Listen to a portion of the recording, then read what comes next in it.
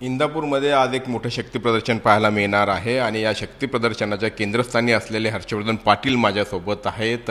परवा त्यांनी निर्णय जाहीर केला की ते राष्ट्रवादी काँग्रेसमध्ये प्रवेश करत आहेत शरद पवारांच्या भाजपला सोडचिठ्ठी देऊन. आपण त्यांच्यासोबत बोलूयात. कार्यक्रमाला अजून काही मिनटं किंवा अवघा तास दीड तास अवकाश आहे. तोपर्यंत काय परिस्थिती उद्भवली की तुम्हाला भाजपला सोडचिठ्ठी द्यावी लागली आणि राष्ट्रवादी काँग्रेस शरदचंद्र पवार पक्षामध्ये प्रवेश करावा लागतो?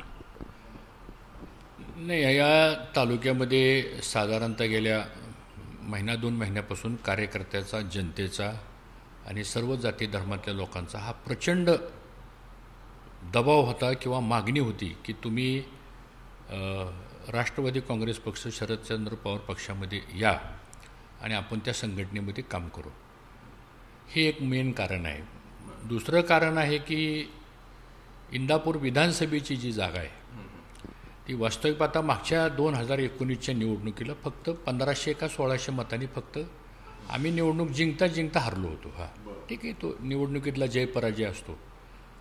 आणि जो गेले 10 वर्ष झालं सातत्यानं जो अन्याय होतो ह्या तालुक्यामध्ये, ह्याला जनता त्रस्त झालेली आहे. आणि म्हणून मी भारतीय जनता पक्षाचे आमचे जे नेते होते त्यांच्याशी मी सविस्तर बोललो ह्या प्रश्नावर. आमची अगदी 1 to 1 बैठक पण झाली. आणि काय विषय असा असतात की तिथं काय पर्याय पण नसतो काय. त्यामुळे माझा कुठल्या पक्षाबद्दल काही आक्षेप नाही आहे. मलाही मागच्या 5 वर्षामध्ये भारतीय जनता पक्षाच्या वरिष्ठ नेत्यांचे माझे चांगले संबंध कालही होते, आजही आहेत, उद्याही राहतील. तो काही ते काय अडचणीचा मुद्दा नाही. आणि माझी अडचण काय झाली ही त्यांनाही माहिती आणि त्यांची अडचण माझ्या बाबतीत काय झाली ही मलाही माहिती. त्यामुळे मला असं वाटते की राजकारणामध्ये असे काही प्रसंग येतात की शेवटी आपल्याला जनतेचं ऐकावं लागतं. आणि हा निर्णय मी जनतेचा ऐकून घेतलेला आहे. आणि पवार साहेबांच्या नेतृत्वाखाली आम्ही सर्वजण पक्ष संघटनेचं आणि पक्षाचं काम करू. अडचणीचं प्रमुख कारण अर्थातच उमेदवारी असणार आहे. लोकसभा निवडणुकीच्या वेळी देखील हा विषय उफावून आला होता. तो काही प्रमाणामध्ये चर्चा झाली होती आणि मग सुरुवातीला तुम्ही थोडासा असहकार पुकारला होता आणि नंतर मग तुम्ही आणि तुमचं कुटुंब प्रचारामध्ये उतरलं होतं सुनेत्रा पवारांच्या. त्यावेळी नेमका काय शब्द मिळाला होता? नाही, आता ह्या सगळ्या गोष्टीमध्ये आता खोलात जाण्याची काही गरज आहे असं मला वाटत नाही. आणि त्याच्यावर मी काय, कारण त्या बऱ्याचशा चर्चा ह्या बंद दाराआडच्या असतात सांगतो. आणि राजकारणामध्ये जो माणूस खूप वर्ष राजकारण करतो, एक महाराष्ट्राची एक संस्कृती आहे, अशा गोष्टी आपण फार जाहीर बाहेर बोलत नाही आपण. आणि आता ते बोलून उपयोग तरी काय आता, कारण तरी अपेक्षा आपली होती किंवा मग तो अपेक्षाभंग झालाय असं निश्चितपणे म्हणता येऊ शकतं ठोसपणे. नाही, अपेक्षाभंग वगैरे हा म्हणण्याचा प्रश्न येईल असं मला वाटत नाही. पण आता तो विषय त्यांनी पण माझ्या बाबतीतला विषय तो थांबलेला आहे आणि माझ्याकडूनही तो विषय थांबलेला आहे. मला असं वाटतं आज पक्षप्रवेश करतोय मी, नव्या पक्षाच्या संदर्भातली भूमिका घेऊन आपल्याला पुढं काम करायचं आहे. आणि तो विचार घेऊन मी त्या विचारात आहे सध्या आता की आपण नवीन पक्षात जातोय, जनतेच्या कामासाठी जातोय. 10 वर्ष तालुक्यात अन्याय झालेला आहे, सातत्यानं सत्तेचा दुरुपयोग आमच्या मतदारसंघात झाला. सत्ता ही लोकांना मदत करण्यासाठी असली पाहिजे, पदं ही लोकांच्या कामं करण्यासाठी असली पाहिजे. पण दुर्दैवाने इथं सगळं उलटं आहे आणि म्हणून जनतेचा उद्रेक झालेला आहे. म्हणजे मी अशी एक पहिली केस बघतोय ह्या मतदारसंघातली की लोकांनी उठाव केलेला आहे. जनरली कार्यकर्ते आपण कार्यकर्त्याला बोलवून घेतो आणि सांगतो काय करायचं म्हणून. आता जनताच सांगायला लागली की हे करा म्हणून सांगतो. तर मला वाटतं हे परिवर्तन आहे आणि परिवर्तन ह्या मतदारसंघात 100% होईल. तुम्ही पक्ष बदलत असला तरी देखील शेजार तुमचा बदलणार नाही आहे, लक्षात घ्या. आणि आधीपासून तुमचा कायम हा शब्द राहिलेला आहे की नाते बदलत असतात मात्र शेजार. आणि या शेजाराकडनं, कारण तुम्ही ज्या अन्यायाचा विषय छेडला आहात तर कुठेतरी तिथून त्याला पाठबळ मिळतंय, तिथून फूस मिळते आणि म्हणून तुम्ही आधी देखील बोलून दाखवलं होतं. आज पुन्हा तीच परिस्थिती उद्भवणार नाही का? कारण तुमचा शेजार हा पुन्हा अजित पवारांचा असणार आहे. नाही, आता त्रास कुठून होतोय ही माझ्या तोंडून ऐकण्यापेक्षा मला असं वाटतं आपण जर आता तिथं कार्यक्रमाला तुम्ही येणारच आहे, तिथल्या कुठल्याही एखाद्या सामान्य माणसाला आपण उभा करा किंवा त्याला भेटा तुम्ही आणि त्याला विचारा त्रास कुठून होतोय. मला असं वाटतं की तो उत्तर माझ्यापेक्षा चांगलं देईल तुम्हाला. त्यामुळे ठीक आहे, राजकारणामध्ये सगळे दिवस सारखे नसतात, चढ उतार असतात, पदं येतात, पदं जातात, सत्ता येते, सत्ता जाती, काही कोणी तांबडपट घेऊन आलेलं नाही. पण जनतेच्या बरोबर राहणं आणि आपल्याबरोबर जनता राहणं, मला असं वाटतं लोकशाहीमध्ये हे खूप महत्त्वाचं आहे. जनता तुमच्यासोबत आहे असं तुम्ही म्हणताय. दुसऱ्या बाजूला राष्ट्रवादी काँग्रेसमधले, आधी राष्ट्रवादी काँग्रेसमध्ये गेलेले किंवा आजच आपण म्हणजे आत्ता जी बातमी ऐकली की प्रवीण माने असू द्यात, आप्पा जगदाळे असू द्यात, हे नाराज आहेत, बंड करण्याच्या तयारीत आहेत, कदाचित अपक्ष लढू शकतात अशी चर्चा झालेली आहे. त्यावरती काय प्रतिक्रिया? मला असं वाटतं की अजून मी त्या पक्षात जाणार आहे. आता मी पक्षात प्रवेश करतोय म्हणल्यानंतर पक्षाचे जे प्रमुख आहेत त्यांना ह्या सगळ्या गोष्टीची कल्पना आहे, तालुक्यालाही सगळी कल्पना आहे आणि या बाबतीत आमचे नेते निर्णय करतील, मार्ग काढतील आणि त्यामुळे त्याची काही मला फार चिंता वाटत नाही. आणि कुणी इच्छा व्यक्त करणं म्हणजे आता हल्ली तर अशी परिस्थिती आहे की कुठली निवडणूक लागली की इच्छुकांची संख्या प्रचंड असते. अगदी ग्रामपंचायतीची निवडणूक घ्या तुम्ही, कारण महाराष्ट्र हा पुरोगामी विचाराचा महाराष्ट्र आहे. महाराष्ट्रामध्ये लोकशाही ही तळागाळापर्यंत भयमुक्त रुजले गेलेली आहे. त्यामुळं साहजिकच आहे की प्रत्येकाची अपेक्षा असते. मग जिथं अपेक्षा आली तिथं मागणी आली आणि मग आता त्या सगळ्या अपेक्षा आल्यानंतर शेवटी कुठलाही निर्णय घेताना जागा एक असते किंवा लिमिटेड असतात, मागणी करणारे अनेक असतात सांगतो. आता त्याच्यावर त्या पक्षाचे जे प्रमुख असतात ते तोडगा काढतात. तर मला असं वाटतं या बाबतीतलाही निर्णय ते घेतील, त्यामुळे त्याच्यात मी काय भाष्य करणार. आणि त्या बाबतीत शरद पवार साहेब म्हणजे त्यांचा हातखंडा आहेच आहे.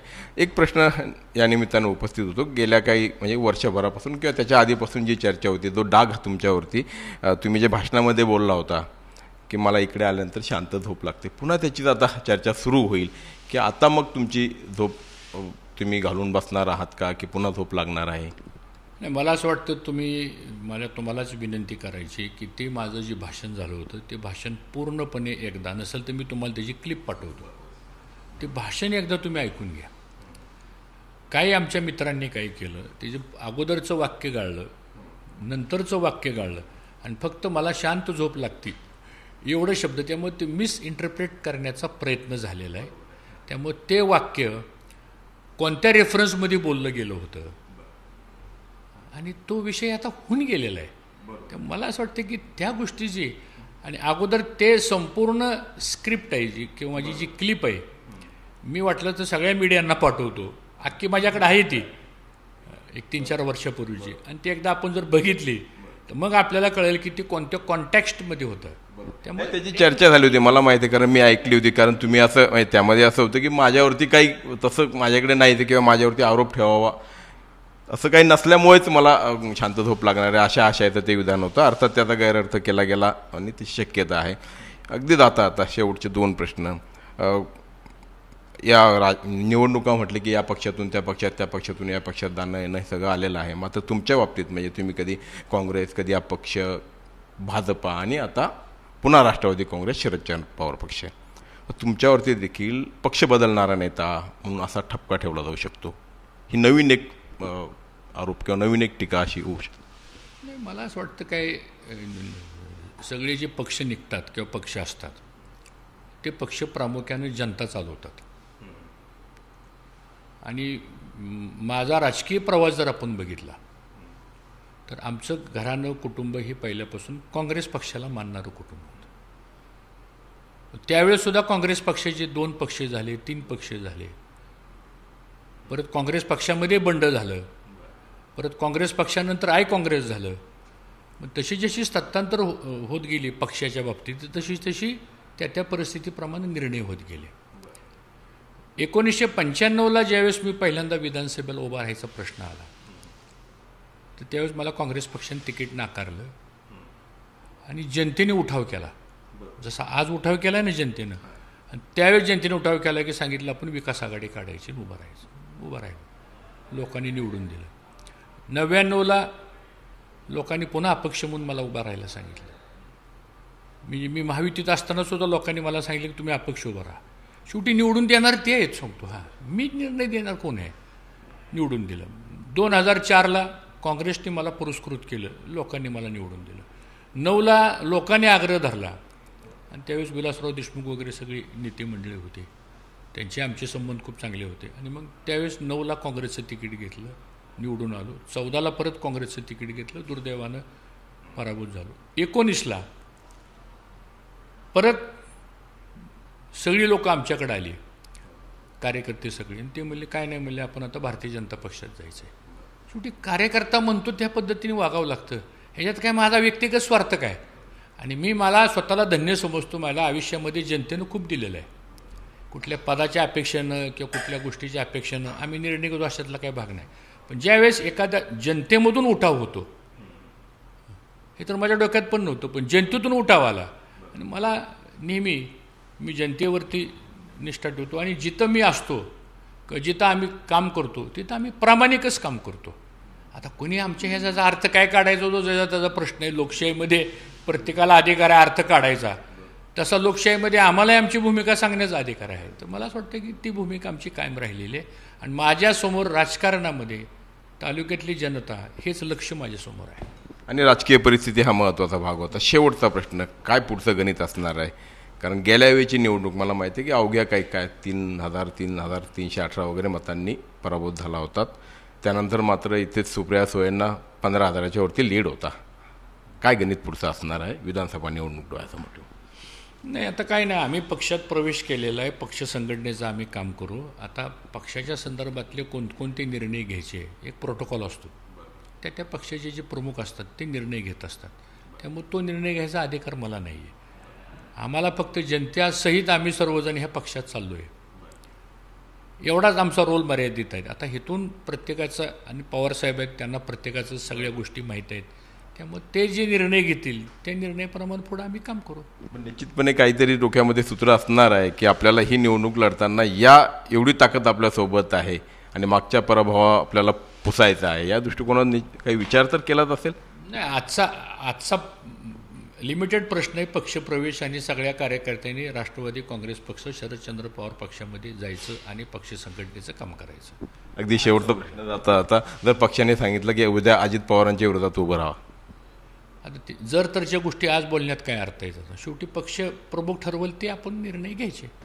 धन्यवाद आणि शुभेच्छा. तर हे होते हर्षवर्धन पाटील, आज पक्षप्रवेशाच्या निमित्तानं शक्तीप्रदर्शन करताय. पुढच्या राजकीय घडामोडी किंवा पुढची राजकीय वन आपल्याला पुढच्या काही दिवसांमध्ये दिसतीलच. व्हिडिओ जयंत विके कांबळे, अरुण मेहत्रे, झी 24 तास, पुणे.